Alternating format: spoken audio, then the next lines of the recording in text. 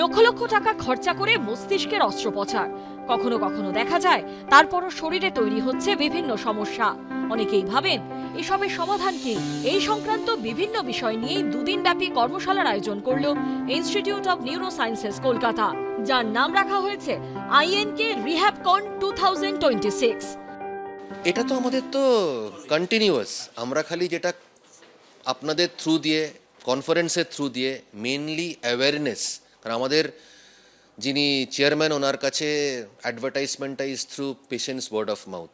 সেই জন্য আমাদের মেন জিনিসটাই হলো পেশেন্টের ইমপ্রুভমেন্টের থ্রু দিয়ে এখানে আমাদের করা হবে। এটা একটা প্রসেস, যেটা বললাম এটা একটা টিম এফর্ট।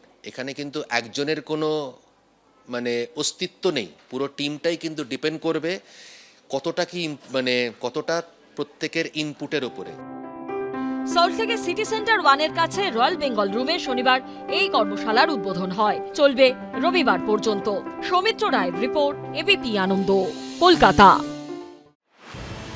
বিধানসভা ভোটের আগে বিজেপির বিরুদ্ধে বাঙালি আবেগকে অস্ত্র করছে তৃণমূল। বিজেপি শাসিত রাজ্যে বাংলাভাষীদের হেনস্থার অভিযোগে বারবার সুর চড়িয়েছে তারা। এই প্রেক্ষাপটে যে 4 জনকে তৃণমূল রাজ্যসভায় প্রার্থী করেছে তার মধ্যে 2 জন অবাঙালি। একজন প্রাক্তন ডিজিপি রাজীব কুমার, আরেকজন সুপ্রিম কোর্টের আইনজীবী মেনকা গুরুস্বামী। রাজীব কুমারের জন্ম উত্তরপ্রদেশে, আর মেনকা গুরুস্বামী হায়দ্রাবাদের বাসিন্দা। এর আগে বিহারী বাবু শত্রুঘ্ন সিনহাকে আসানসোল থেকে প্রার্থী করে জিতিয়েছেন মমতা বন্দ্যোপাধ্যায়। বিহারের ভূমিপুত্র বর্তমানে দিল্লিবাসী কীর্তি আজাদকে বর্ধমান দুর্গাপুর থেকে এবং গুজরাতের বাসিন্দা ইউসুফ পাঠানকেও বহরমপুর থেকে সংসদে পাঠিয়েছেন তিনি।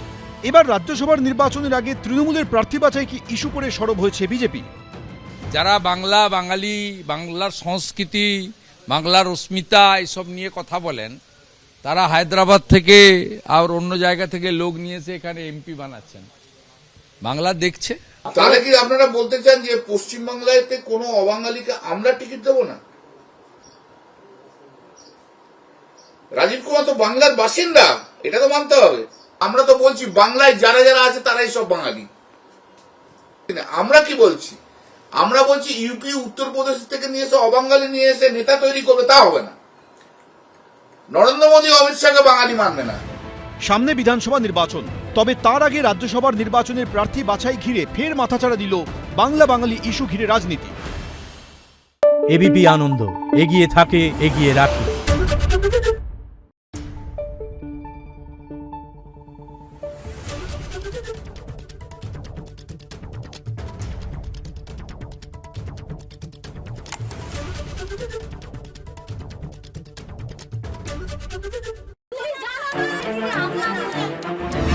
বাংলা চেঁচামেচি চায় না, বাংলা খবর চায়।